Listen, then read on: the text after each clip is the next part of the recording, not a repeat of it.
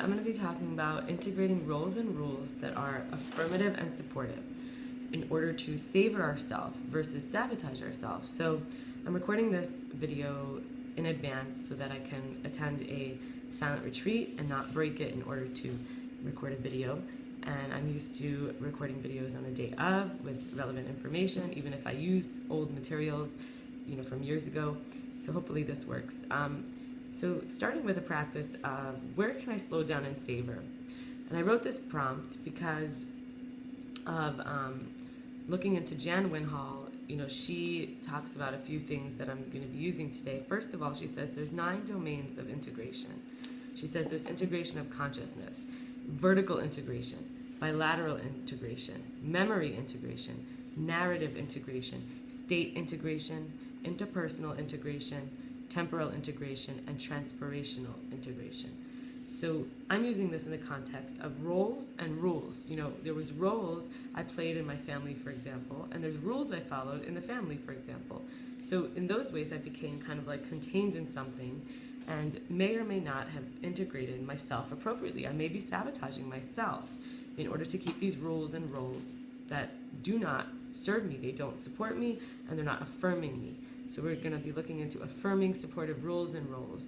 I'm going to be using materials that I got from when I was at Ananda Ashram. I believe that the speaker was Joan Subal. And, I hope that it's meaningful. So I wrote something a couple years ago. I wrote, I deserve support and care and companionship. I deserve to be held when I'm scared, cuddled when I'm sad. I realize where I self-sabotage is I push people away when I need them the most. And I deserve to be encouraged when I'm tired and patience when I'm confused, and feeling that this way is temporary and necessary for breaking out of a cocoon. So I was already starting my healing journey then and recognizing that there are so many ways that,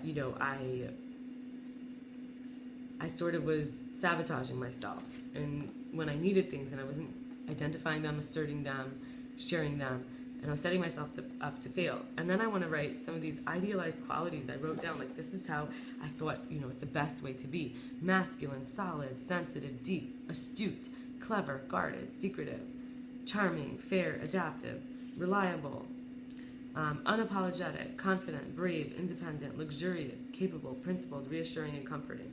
A lot of these are contradictory. This is not necessarily a complete integrated person, for example, but yet that was kind of this idea of what I thought was right. So you can see that our conditioning goes very deep. And I'm going to write down now, where can I slow down and savor? And that's a way to access myself and savor myself instead of these older rules which kind of have me rushing towards things that maybe aren't even who I want to be. I recommend this prompt. So I wrote three parts. In the short term in general, stretching and breathing, cuddling and affection, walking in nature, spending time with my family, and women and friends, reading fiction. I wrote eating and cooking, sniffing yummy scents, looking at water bodies and wildlife, cleaning and ordering my life, moving my body. And then I wrote another section which is like, where can I slow down and savor the lack of responsibilities? Like, where am I actually not even seeing how blessed I am for now? It doesn't mean I don't want this for the future. So when it's not being married, not having a business, I want to slow down and savor not having to worry so much about finances for family or career, because I'm not that, into it yet.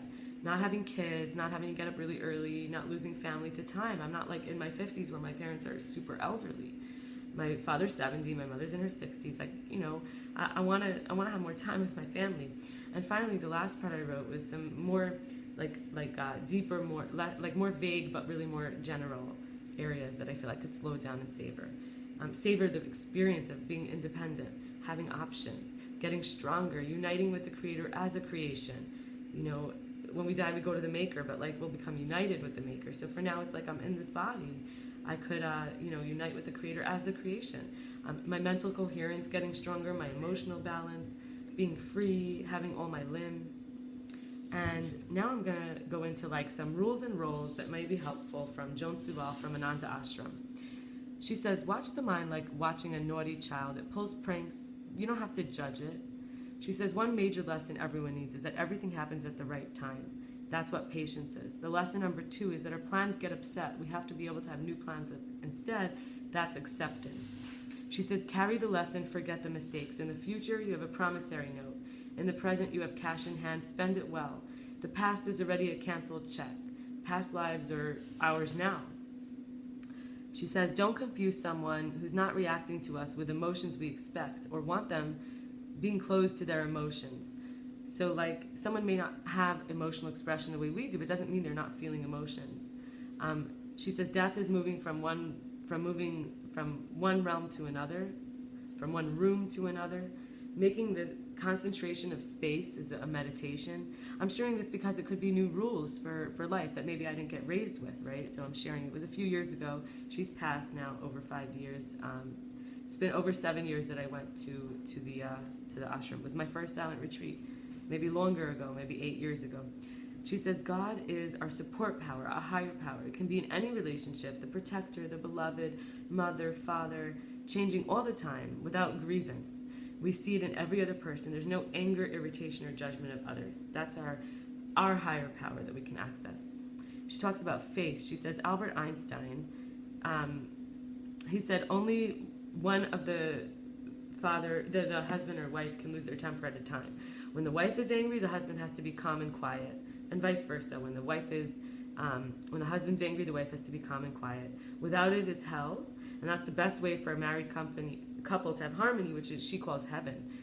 Albert Einstein, she said also, it's like with the big things, the husband could get upset, and the wife cannot interfere. And with the wife, she says, I'll take care of all the small things. The husband cannot interfere. And in 50 years, they never had occasion of a big thing where the husband had to get stressed and the wife couldn't. So she gives some ideas. When a bad memory comes, slap yourself twice. She says temptation comes knocking as a guest but stays as a master. She says slap yourself once when an evil thought comes. And she said the most difficult thing is to know yourself. In our century, we discovered, going up, going up, but as a bargain, we lost ourselves. We look at our bodies, at our names. It's mine. It's not me. Sitting in silence gives you a new voice, your inner voice, distinct from a guru, from somebody else, from a teacher, from your parents. She says the mind is the instrument, the body's a garment. So obedience is like 10 out of 10 or 0 out of 10. It's all or nothing. So for example, in the bargain, we discovered so much, but we lost ourselves. We look at the bodies and the names. So if we're obeying some of our cultural, society or nation stuff, we do kind of lose. It's like all or nothing. You're either a part of it or you're not. And same with God, same with family, same with husband, wife. She also says no nation is free until all their animals are free. She says ego is what feels depression and hurt. It's the sensitive. It's like the passion, the pride, the displeasure, ill will, resentment, disappointed, insulted, frustration. The sooner you break and tear and crush it, the better for you, because it is a lower self. To get rid of ego, go to God. That's literally what she says. She says that God in this case would be, a path even, instead of feeling of hurt. So life, she says, Momo Mamakshatua is longing to be free from desire. And then we have fellowship, which is guidance. So, we could obey the rule of the life protects life, all for one for all. And then, of course, longing to be free from falseness in this false world. And then, of course, fellowship is guidance to be who we're really supposed to be. And then she says addiction. If one person could do it, anyone can. Two forces, pulls to divine or good, pulls to Satan, evil. We have to choose. We have to find the high that keeps you up. It's the test and the difficulties that one learns if he or she has faith. And remember again, me does not mean mine. Who I am is not what I have, which is even a name or a body. Remember, she calls it an instrument and a garment. She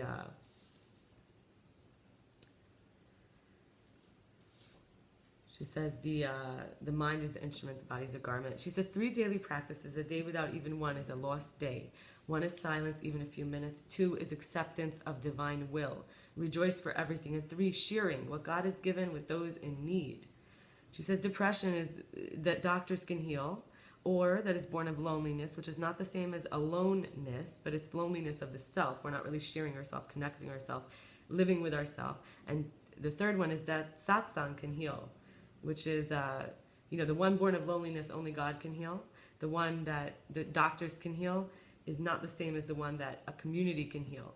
So being distracted with community, being a part of something bigger, connecting with our divine nature, or going to a doctor to get, and it could be a natural doctor, herbal doctor, but she's saying you go to someone to get treatment, you go to community to get treatment, or you go to God to get treatment.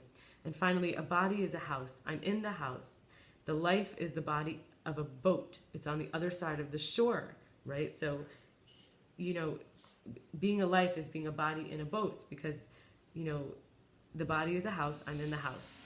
Being a body in a boat is we want to get to the other side of the shore when we die, so then the body, is not going to be in this boat that's life is like a boat, and the house goes into the boat. It's like having a houseboat. And finally, she says, I am the light in the darkness and the music to be heard. So if I can spend that quiet with myself, and I can share my light and I'll see the light and hear the music, and I'll share my light and share my music. And I'll protect it and prevent it from getting damaged by going to those who I need to when I need help. And of course, remembering I'm not the body or the mind. And, these are excellent ways to be treating ourselves. And remembering the future is just a note that you hope will translate into something. And the past is a canceled check you can't use anymore. And the present is the cash in the hand, you can spend it. And remember, she says, patience and acceptance, the main two things. Either you have to wait or you have to accept. If there's nothing you can do, accept it. If there's nothing you can do, you might have to wait. And as we learn to see the light and hear the music in ourselves, that's when and find God through that, we can have that with others.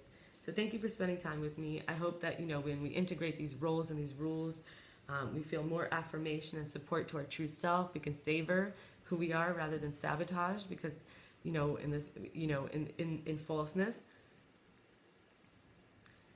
And I wish you well. Thank you for spending this time with me.